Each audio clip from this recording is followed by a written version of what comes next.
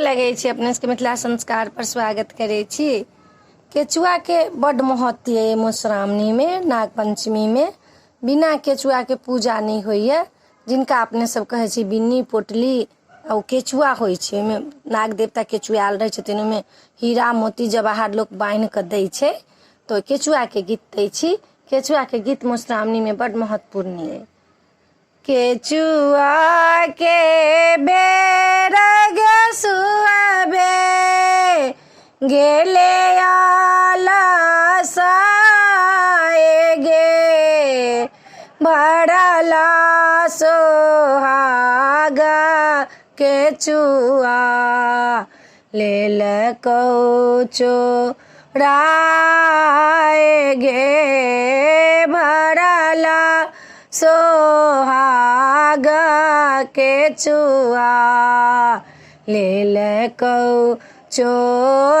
चोराए गे नए घरा सासु गे सुहाबे नए छौना दगे भरला सोहागा केचुआ लेल चोराए गे भरला सोहागा केचुआ लेल चोराए गे काना लगली खीजा लगली सुहाबे जे दाई गे भरला सोहागा केचुआ के लेल चोराए गे भरला सोहागा केचुआ के लेल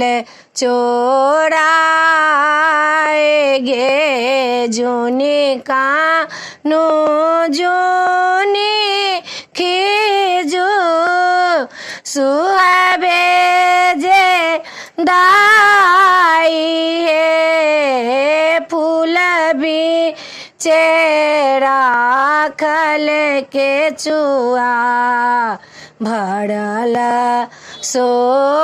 सोहागा हे कथी केरा केचुआ हे सुहाबे किए छै भरल हे किनकारा देल हे सुहाबे हे केचुआ तोहार हे धान धानी हार बहेड़ा हीरा मोती साथ हे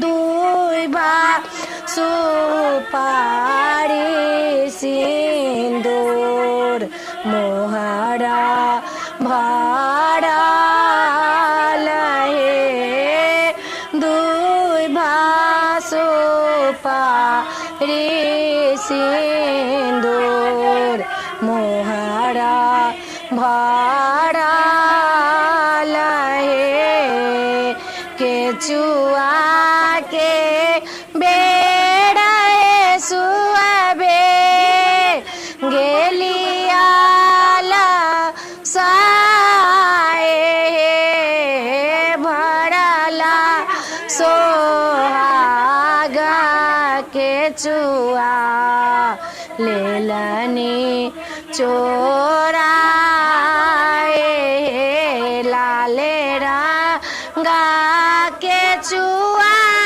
छाला पोटली बानल हे सासु मोरा केचुआ देलन भरला सोहा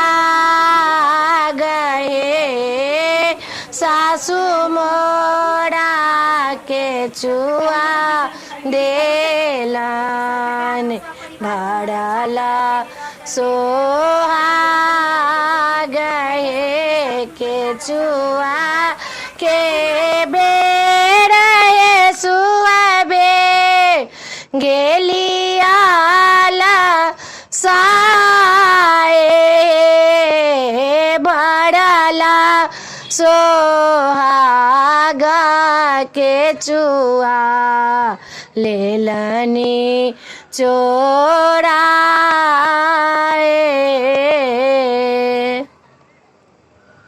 वीडियो में आज छला अपने सबके ई केचुआ के गीत नीक लागत तो चैनल के सब्सक्राइब करो नहीं बिसरबे, सब्सक्राइब करू, सब्सक्राइब जरूर करू, घंटी के जरूर दबेबे आ लाइक करबे, कहबे जरूर, कह के नहीं बिसरबे, जरूर कहबे। जय मिथिला।